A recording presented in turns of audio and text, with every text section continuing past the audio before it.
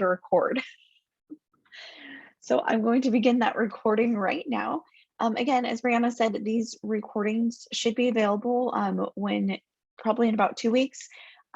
We put, or she puts them up, I should say, up on the YouTube channel so that you can go back and rewatch any of them, which I know there's like several sessions from this week that I'm flagged that I want to go and rewatch once they're posted up and to kind of look and explore.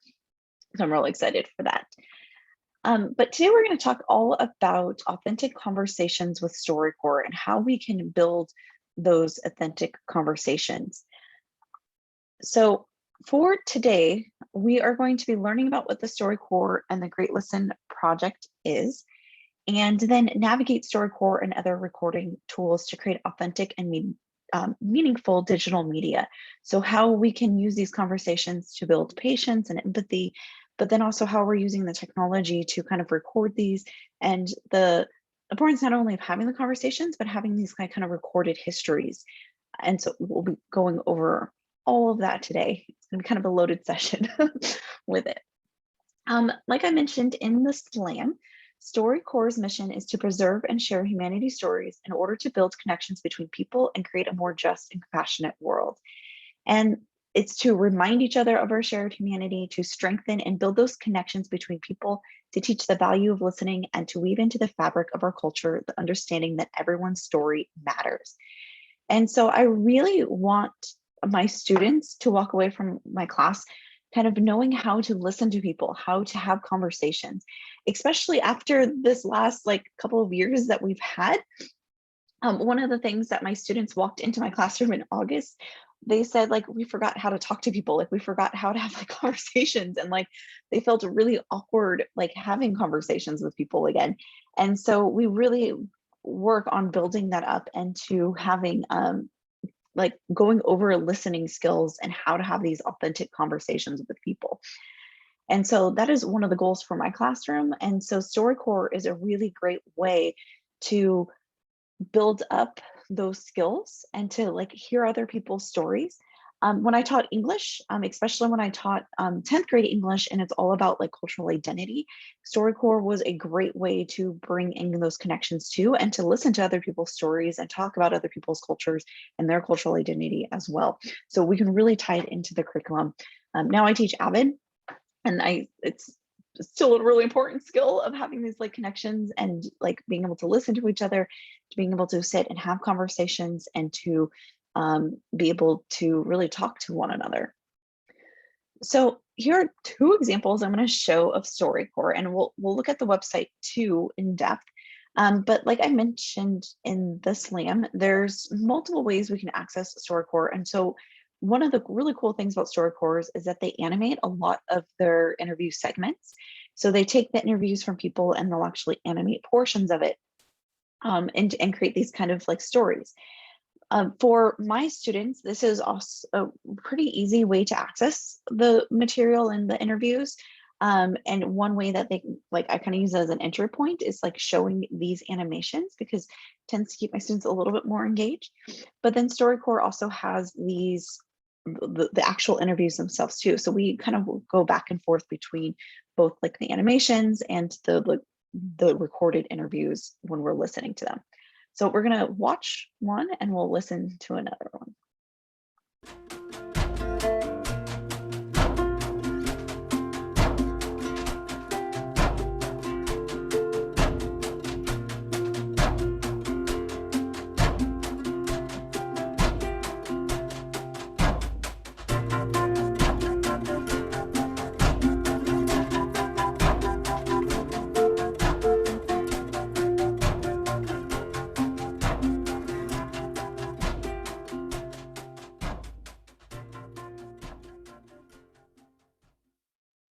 My name when I started kindergarten was Ramon. And by the time I was in the second grade, everybody was calling me Raymond. Out in the playground, in the classroom, Raymond, hey, Raymond, hey, Raymond. And trying to adjust to this, you know what I mean? And if there was a girl named Maria, her name became Mary. And Juanita became Jane. Till one day, we got a new student by the name of Facundo Gonzalez. Facundo Gonzalez, man. When he came into school, we noticed they called it an emergency administrative meeting. You could kind of hear him talking to the door. What are we going to do with this guy, man? You know what I mean? how we gonna change his name, you know? And one teacher goes, well, you know what? Why don't we try to shorten the name a little bit? And they go, yeah, well, but how do you spell it? Facundo. I go, well, why don't we just spell it FAC? And one of the teachers, well, that means his name would be Fuck. And the other teachers looked at it, no, that sounds too much like like a dirty word. You can't be saying fuck, where's your homework, you know? Where's fuck at? You know what I mean? Well, that was a trip we always remembered going to elementary school because Facundo was the only guy who never got his name changed.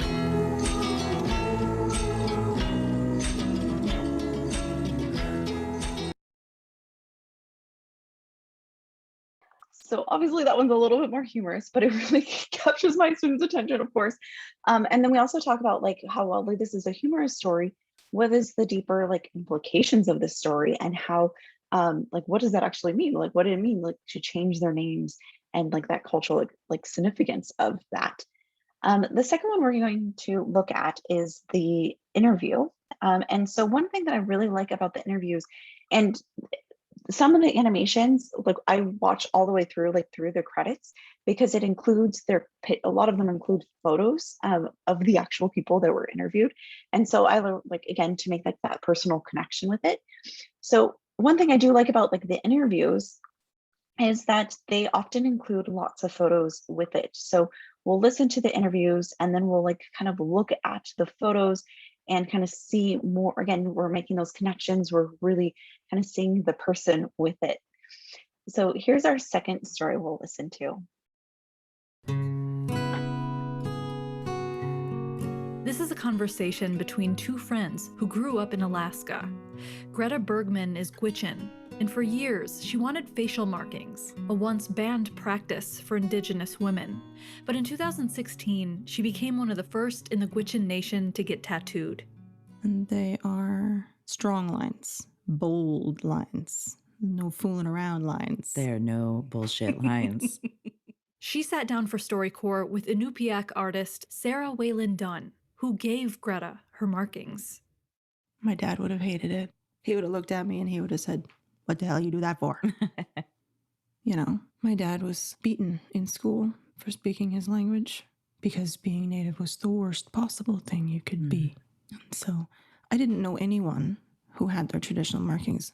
And every time I brought it up, I always got the same sort of, this is taboo, we don't do this. A lot of people are still scared. Mm-hmm. When I gave you your markings, I didn't yet have any of mine. So you all of a sudden became this pillar of strength to me. Oh, I'm weak as hell, girl. No, But- you're not. You keep on saying that, but it is not true. I see who you are. You were the first person that I tattooed. I didn't realize I was the first Oh, one. yeah, I wasn't going to tell you. Well, I'm glad I was anyway. You were somebody that I could trust. When I came over to do your markings, I was nervous, but I remember looking down and you were laying there and your daughter was holding your hand. She was 7 at the time. That moment was a changer for me. It was a It's a changer for change you. for me, too. It's more than just your appearance. It changes the way that you carry yourself. And we're doing it so that our girls can. Yeah. I feel like I've given them something that my grandmother had taken away from her. Mhm. You show them it's okay to be who you are and be proud of that.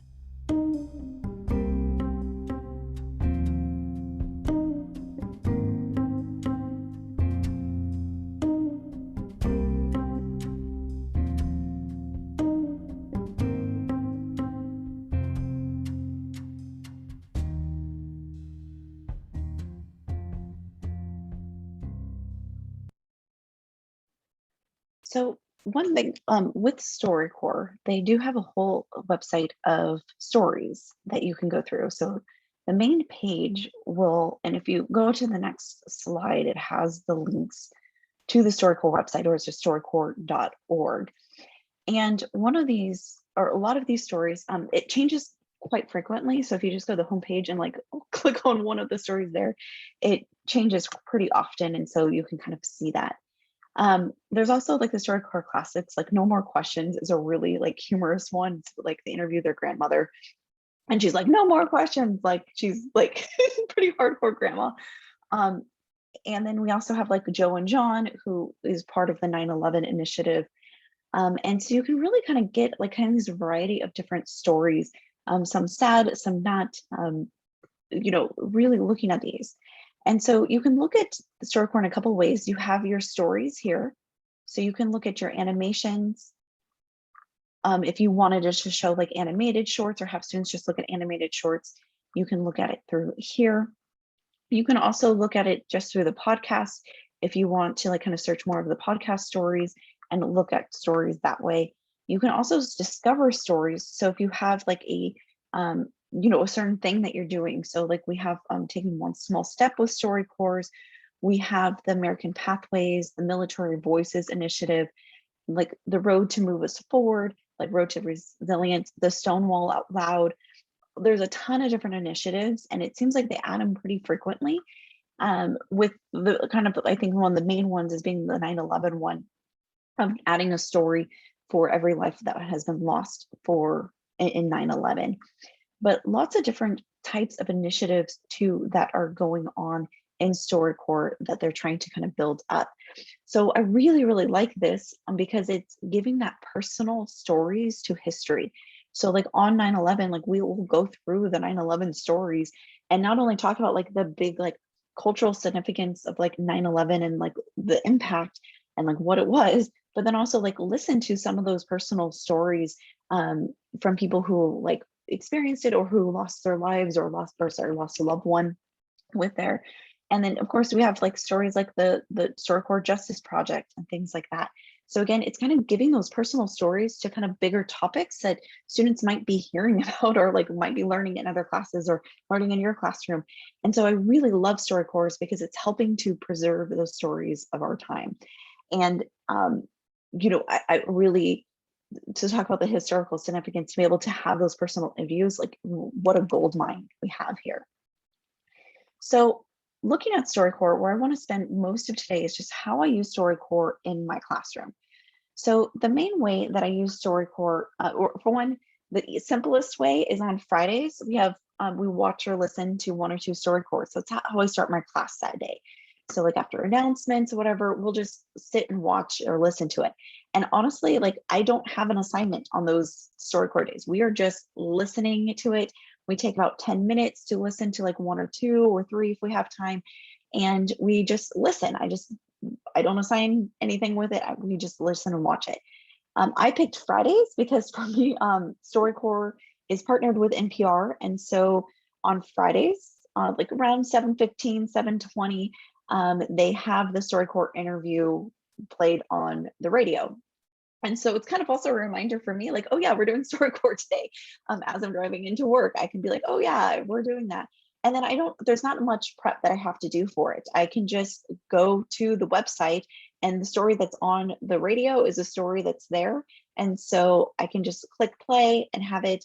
We can go through, sometimes I have students that like, we'll just put it up there and be like, okay, what story sounds interesting today?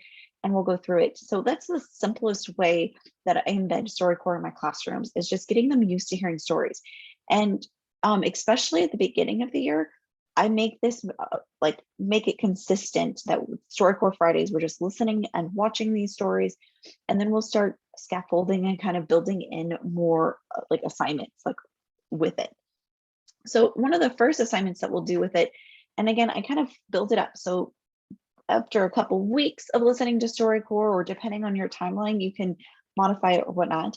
I'll have them then do the StoryCorps exploration here.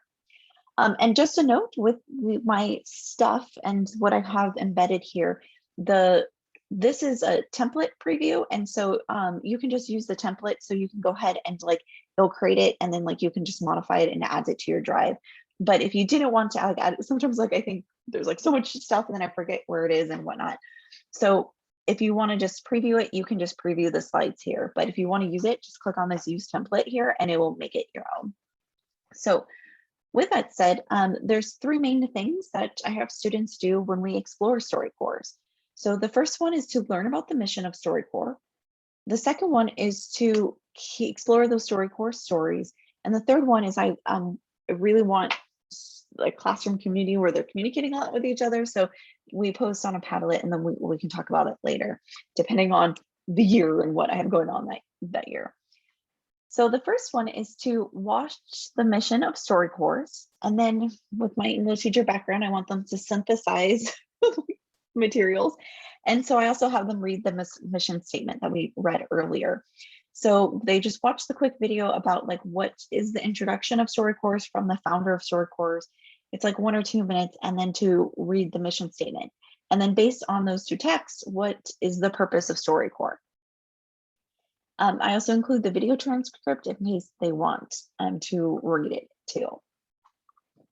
Then the bulk of this is that they are exploring it. So they go to StoryCorps, they watch 3 stories, choose 3 stories to watch. And this could be the podcast or animations, and they just really just sit down and explore the StoryCorps. Then they give me like a 1 to 2 sentence summary and something that stood out to them in the video.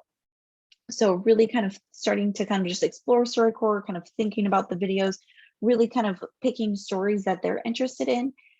This also helps me too, is because I can kind of see the types of stories that my students are like gravitating to kind of help me like understanding my class a little bit better, to kind of see what the topics they might want to be talking about later on. But really kind of just letting them explore StoryCorps on their own. And then the last one is the posting to the Padlet. So on the Padlet, I have 3 questions here. So what is your favorite story? Why are these interviews important? And then who would you interview and why? And so the first one I really like because it also like I want them to interact. And as you can see, like students like each other's stuff. I don't even think I had that as an assignment like where they like it. They just did this on their own. But really kind of seeing the stories that students really are liking a lot, and then kind of getting them to explore other stories too that they might not have explored. Then also thinking about the importance of this why. So before we do our own interviews and I start prepping them for that, thinking about why these voices are important to hear, why it's important to have these initiatives, and to really kind of think about it more critically. And then thinking about who they would like to interview. And I ask this kind of quite frankly, or I bring this up a lot after we do StoryCorps, like, hey, in a couple months or in a couple weeks, we're going to be interviewing somebody. So think about who you want to interview. So this is kind of like that first step of like just kind of thinking and brainstorming who they might want to interview and why they want to interview that person. So that's the first like a major assignment that we do with StoryCorps. And like I said, the most of what I do in StoryCorps doesn't have an assignment attached. We just simply listen and watch. And like, I think there's value in, especially with our students, of just letting them be present in that moment without having an extra task to do with it. But this exploration one is like kind of the first main one we do. Then we start prepping for the Great Listen. And this is my favorite thing that I've done and have implemented in my classes, I think, ever. I started this a couple of years ago as an English teacher. Now I'm an avid teacher, and I'm still doing it because I just love it. And I think it's super important that students are talking to their parents and to their family members and to other people and really learning how to have conversations. And so this is something that I've kept up as an avid teacher. I even did it during distance learning last year, just really having students really listen to each other. So let's watch about what the Great Listen is. If I can get it to play.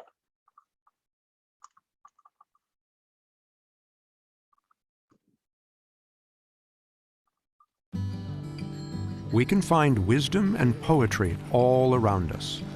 All we have to do is listen. This Thanksgiving, StoryCorps invites you to honor and celebrate the stories of an entire generation of Americans. Together, we can create the largest collection of voices ever gathered in human history and preserve it at the Library of Congress forever. You can record a meaningful interview with a grandparent or another elder. Ask simple questions like, what are you most grateful for? How do you want to be remembered? Then, listen. Truly listening to someone reminds them that their lives matter and reminds us all of what matters most. We're calling this effort the Great Thanksgiving Listen. Help us make history.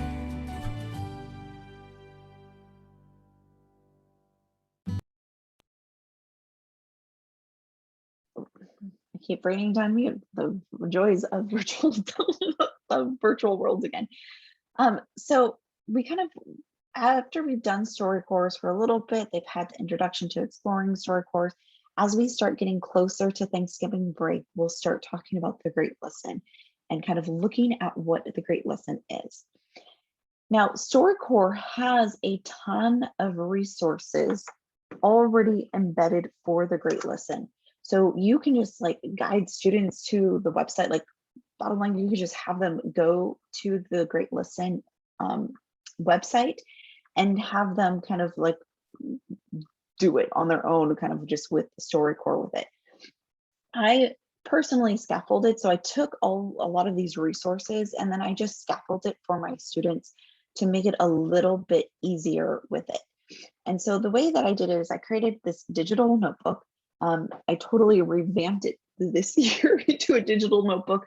I had a Google Doc that was a little messy.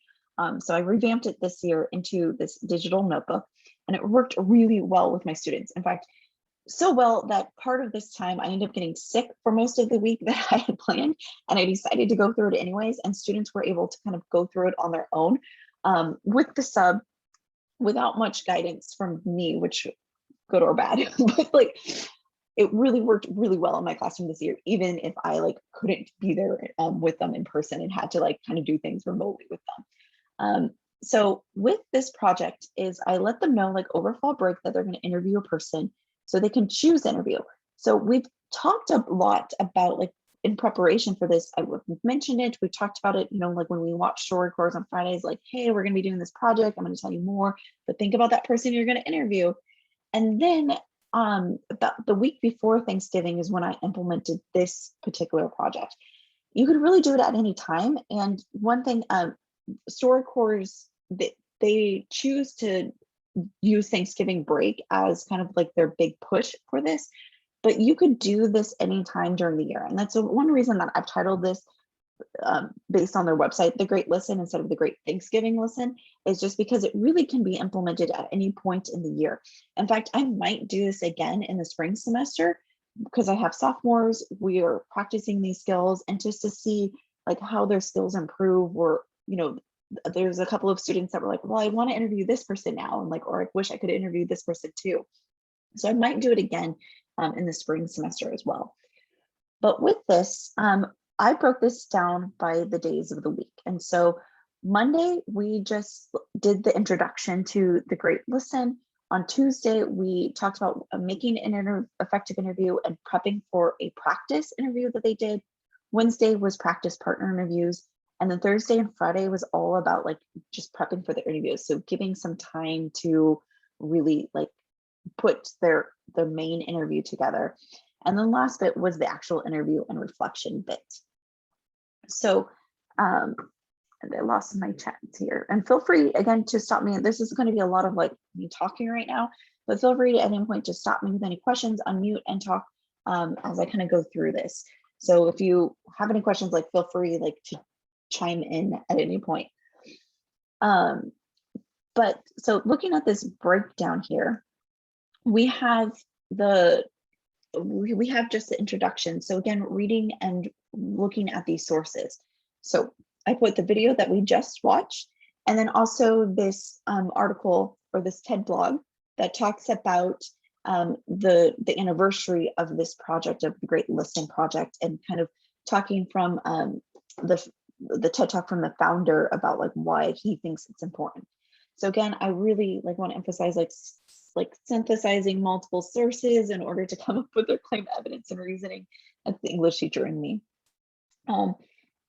Then also on Monday, we start thinking about the interview, and I tell them that this is not set in stone, but we want to kind of think about that interview. So who do you want to interview? Why did you pick that person? And then thinking about like the practicality of what day you can interview this person. So I really like encourage them to family members, but they can do teachers, they can do coaches, they can do anybody that they want to interview.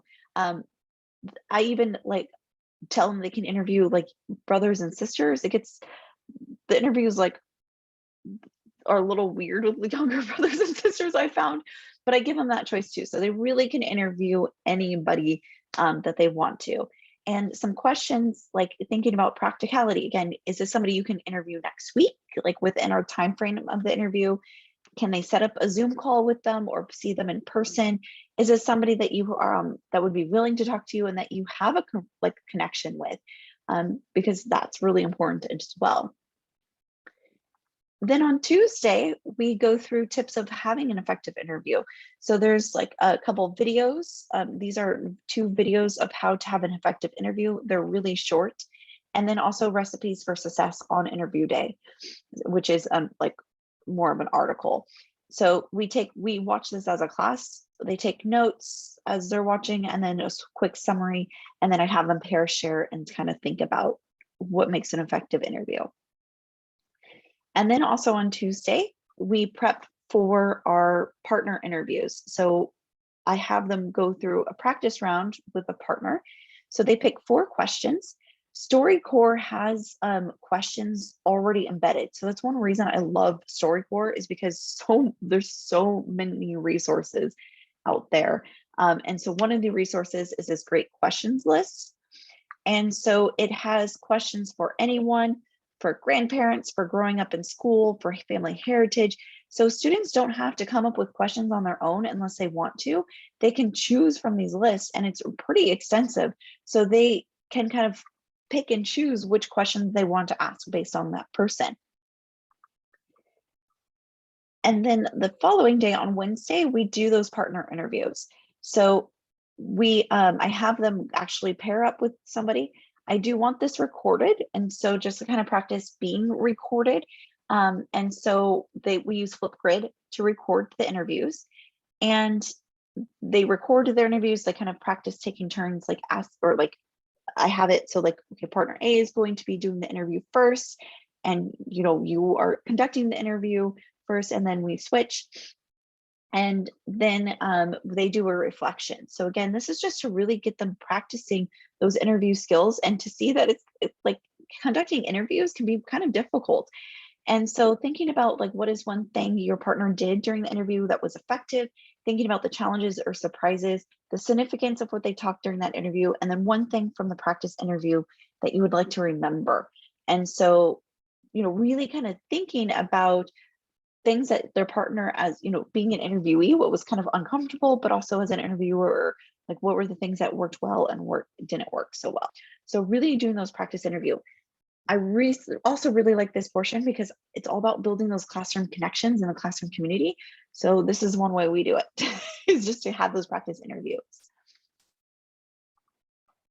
And then Thursday and Friday is all about exploring how they're like the logistics of how they're going to conduct their interviews. So writing down their questions they're going to do for the interview, what is their plan for the interview, how they're going to record their interview, because it is required in my class to record the interview. So I give them a choice of tools to choose from. Now with this interview, the StoryCorps app, and I'm going to show this in just a couple of minutes. The StoryCorps app is amazing, and you can do everything right from your phone.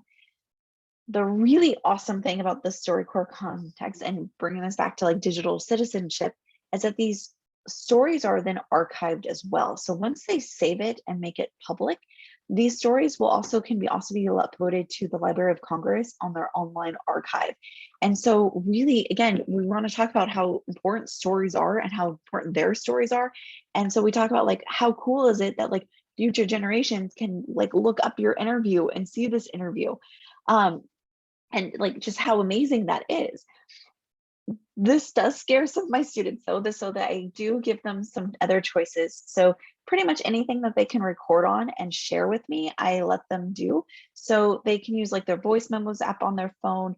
They can use a Screencastify or Loom, Flipgrid, like use a Flipgrid short. They don't need to show their faces. They just record the audio, or Google Meet or Zoom, especially if like that's what they're using to conduct the interview with somebody. So I'll go over the StoryCorps app in just a couple minutes, but any questions so far about like how I scaffold the project for them?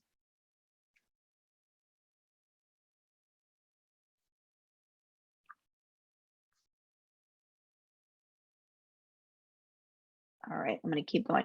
I apologize, like, I know this is like me talking at you a lot, so but I wanna make sure we get this information out. And then also part of Thursday and Friday is to prepare for that interview. So again, all of those resources from StoryCorps, like making history, like more information about the project, the great questions list that they can look at again. This interview planning worksheet is really awesome. And in fact, I might change it up and make this part of required assignment for next year because it's just really, it's really well done. And then again, those recipes for success on interview day and more information about the app, although we have time to go over with it. Now, unfortunately, like this year, I got sick during part of it, but students were still able to do this pretty much on their own. But ideally in the classroom, then I can help them one-on-one or like in small groups about like figuring out, you know, the apps and how to work the apps and whatnot. But like I said, I get like students were able to figure this out pretty much just with these resources and with like me kind of being remotely available.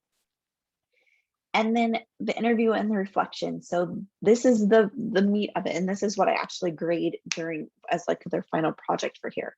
So I always give them some extra time. So usually like a couple of days after break, I end up extending it more for this. Like I gave them an extra like week or so after Thanksgiving break, just to have it, and because I was sick. But I have two rubrics. Again, being the English teacher, my PLC put together some rubrics based on the English standards. So we have like a speaking and listening rubric that I use and a writing rubric, but you can like modify it and make it whatever you need. I just did it to kind of like solidify a couple of things. So the interview itself, this is what they will turn in. Now, if they use the StoryCorps app, these are all components that are in the StoryCorps app. So if they use the app, I just tell them, I just need the link to their interview. If they use something else, then this is where they would put in everything. So have a summary of the interview. So 4 to 5 sentence descriptions. They have a selfie. This is one is kind of like not required, but I like it because it looks better.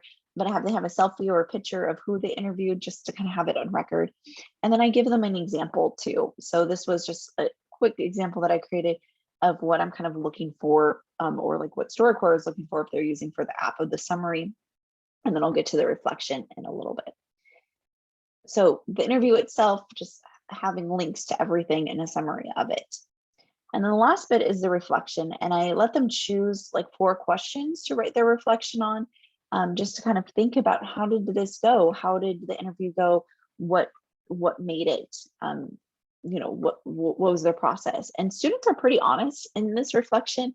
Like they'll talk about how awkward the interview can be, or like how they, you know, like what was really meaningful for them, or like things that surprised them in their interview. So students can be pretty honest about this reflection. And I'm myself, like I'm huge into reflection, so I do reflections with almost anything. But this is like really cool and kind of a key into kind of like what they're feeling about the interview. And can be cool with it. So that's how I scaffold the project.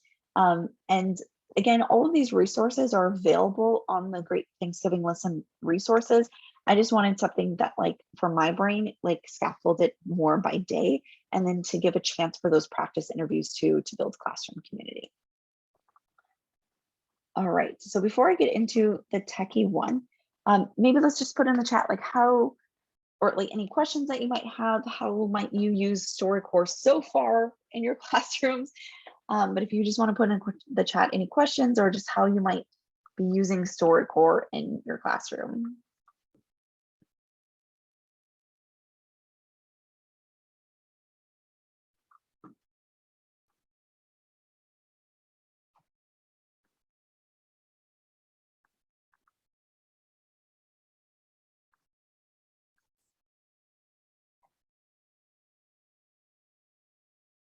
Awesome. Using StoryCorps or like having do interviews with family before in video. That's fun. Yeah. Oh, the Constitution unit would be really interesting with it. Oh, and I'm switching my sharing as you guys are typing because I'm going to show you the StoryCorps on my phone.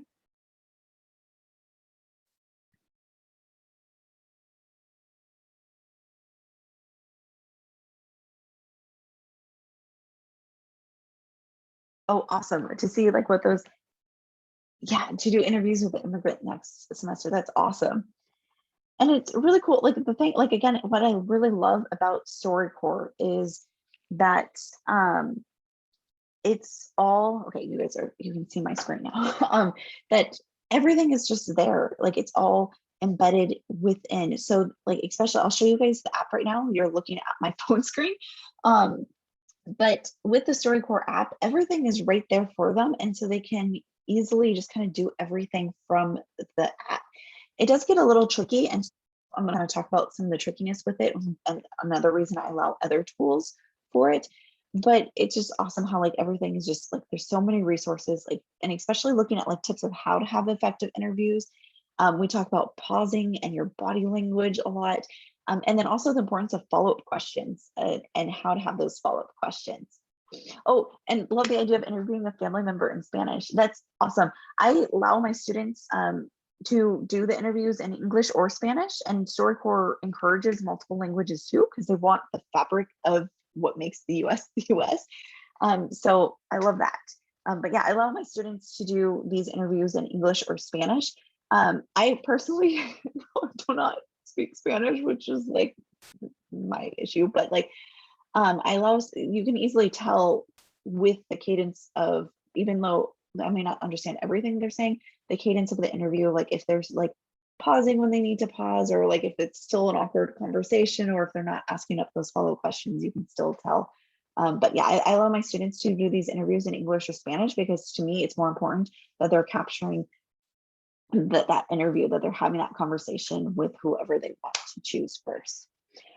All right, so I'm going to open up the StoryCorps app. So the app is, I have it on my phone, so students can download this on their phone as well and do everything right from the app. Mine looks a little sloppy because I use this to like show how to demonstrate, but I have here some just with where it says like my interviews, and I can easily go to, on the side here, I can go to listen, and I can see other like public recordings that people have done. Of course, my Wi-Fi is going to be a little slow now. They should be here, but for whatever reason, it's not showing up while I'm giving my presentation, like how it always goes. But when you click on listen, you'll see other stories and archives that people have done, and like interviews that have done, which is pretty awesome. So students can kind of listen to see what other people are doing, not just the interviews that are necessarily published onto the website. But from here, from our homepage, if I click this plus button at the top, I can choose different two options. One is to prepare for an interview, so they can prepare for it ahead of time, or they can record the interview. So I clicked on prepare an interview, and I'm going to give this a title. So I'm going to say interview with dad, with my dad. Done and save. Oh, I totally misspelled, so I can go back and edit. And then I can prepare the questions that I have. So what questions will I ask? And the app is really cool too. So even if students don't record on the app, they can still use the app. And what's really cool here is they have a lot more choices than what the paper version gives. So like some of these, like we have our initiatives here, like the One Small Step initiative. We have the Stonewall Out Loud, the Veterans Voices. So those initiatives that StoryCorps do, they'll add specific questions for those initiatives as well. But then they have questions for parents, questions for grandparents or family heritage, first generation type of questions, for growing up in school, love and relationships. Like there's a ton of different categories that students can choose from for having these questions. So again, students don't have to come up with these questions, which I find like that's where my students kind of struggled the most. If like they had to come up with their own questions, they're like, I don't know what to ask my parents. This kind of takes that work out of them. So again, we're getting to the content of like actually conducting that interview and having that conversation and removing some of the barriers with this. So I can look at just best questions too, and then I can choose. So whatever questions I want to choose from, I can just click this plus button here, And I can see at the bottom down here that 3 questions have been added, and I can view my list at any time. I can also edit this list, so I can change the order of it. If I want to remove it, I can remove it as well. So really easy to set this up. And then I can click save. And then I can put in who I want to interview. So I'm going to put my dad's name and then click save. And I have now it prepared. So then when I go, go to talk to my dad and sit down, I can take out my phone and I can have everything right here. And so I can record this interview. And here, this is the best part, is that it gives like all of like the cues of what you need to be asking and when. And so this one has a 45-minute limit. Most of my students keep them pretty short. I think the longest ones I've had are like been around 20 minutes. I encourage my students to do like, it should be around like at least 5 minutes to kind of have like a meaningful conversation, but you could kind of adjust that length. I found that anything less than 3 minutes, they're not really getting into the conversation. And so at least a 5-minute conversation to kind of get more in depth. But my students are anywhere between like, I would say like 5 and 20 minutes, 20 minutes really like being the kind of the outlier. Oh, I just got new AirPods and like they keep popping out my ear. So sorry about that. Okay. So once they do this, they can go ahead and click record. And now, click record, use the microphone. And now I'm recording. And so we begin with interview, like with this introduction. So my name is Amber, and I'm not going to say my age on recording, but today is Friday, January 7th, and I'm speaking with my dad, Mark, who is my father. We are recording this interview in Salinas, California. And obviously, like I would tell my students to practice, don't just do it off the top of my head that I would do it, but having this, making sure that they introduce themselves. And then once I've done that, I can just click here, the check mark, and it automatically zooms forward for me, or I can go back and forth at any time. So now I can talk about like, what was I like as a baby? Have this conversation. Once I feel like we've talked enough about this, I can move on to the next question. And so forth until having this. Now, one thing that we talk about with prepping for interviews is having follow-up questions. And so making sure that we're listening to the person and not just having like a rapid fire question and answer. Like, don't just like ask them questions, they answer, and then you move on to the next one.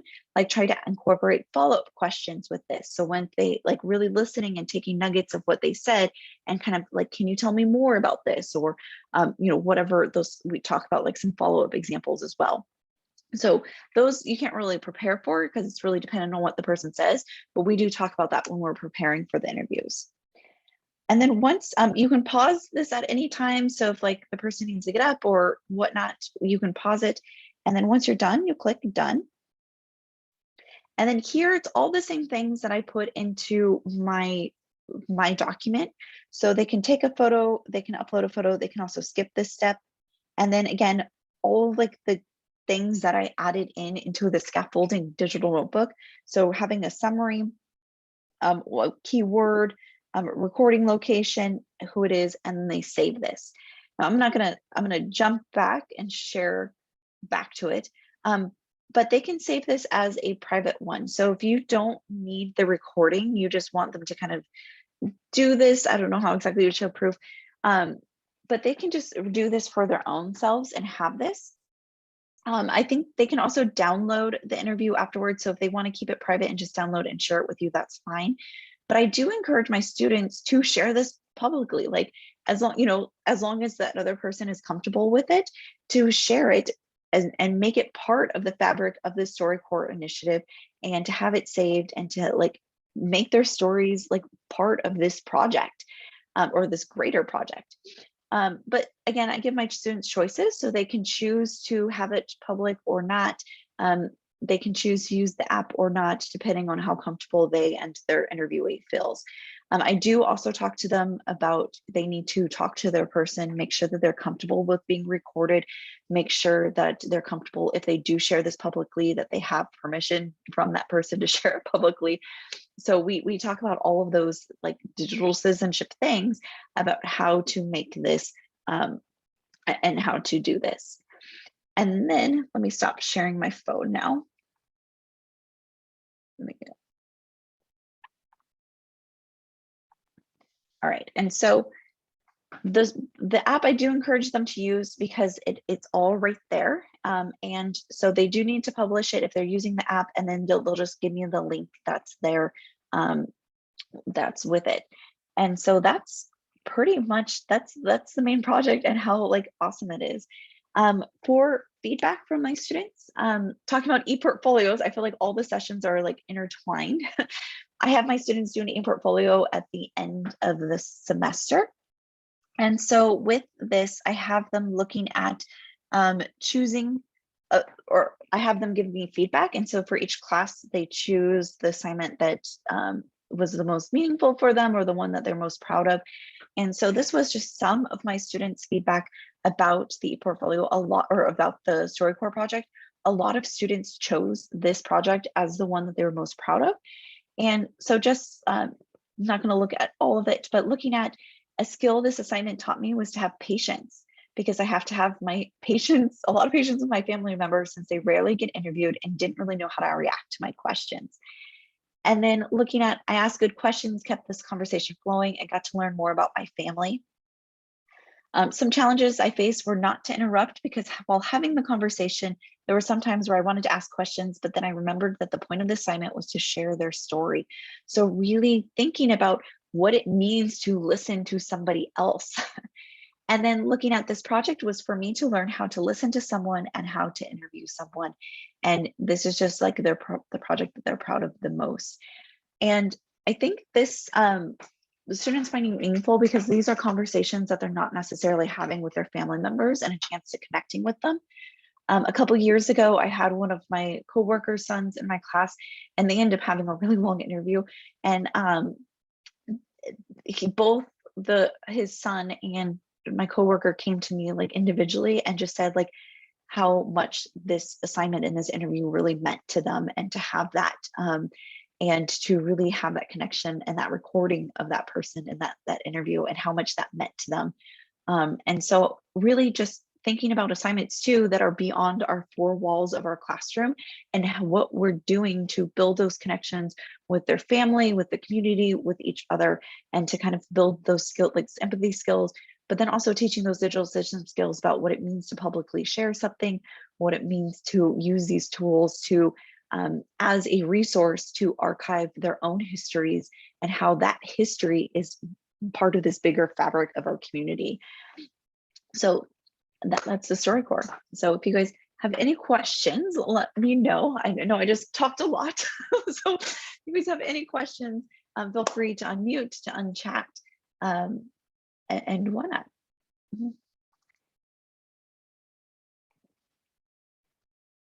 And with that said, as we kind of shift into it, we'll kind of also go into kind of a break time and sandbox time. So let me tell you what's kind of coming up. I'll put up the eval and the sign in. And so, well, thanks. I feel like, thanks for that. I feel like I've talked a lot the last 2 days, but with kind of moving into our break time and sign in, because might need a stretch break, or just use the restroom, or grab some more tea, or take care of laundry, whatever you need to do in the next couple of minutes. And then we'll move into our sandbox time, but I'll be around. So for our sandbox time, for one, make sure you fill out the eval and sign in, and I'll put that in the chat in a minute. And for eval, like we'll kind of just take breaks when you need to for this next hour. But for our sandbox time, we'll have exploring the StoryCorps. So if you just want to take this moment as an opportunity just to sit and listen to stories, I really encourage you guys to do so. It's a wonderful experience. Oh, and I'll fix those links in the chat too. But just to give yourself some time just to sit and listen to stories. Sometimes, like, I know I don't give myself enough time just to like sit and listen to things. So if you want to just sit and listen to stories, to check out the great Thanksgiving listening resources that StoryCorps provides it and how they do it, or you can save and modify the assignments that I have. Feel free to do whatever you need to do with the templates that I have. Change it up for your classroom. Like you guys know your students, like change it up, do whatever you need. And again, I put those stories here. So if you click on the use template, it will make it your own. And so that it'll make a copy in your drive so that it's yours. So you have it. But if you guys go ahead and take breaks if you need to, I'll be around if you want to ask questions or if you want to collaborate with other people as we kind of move to break and sandbox time.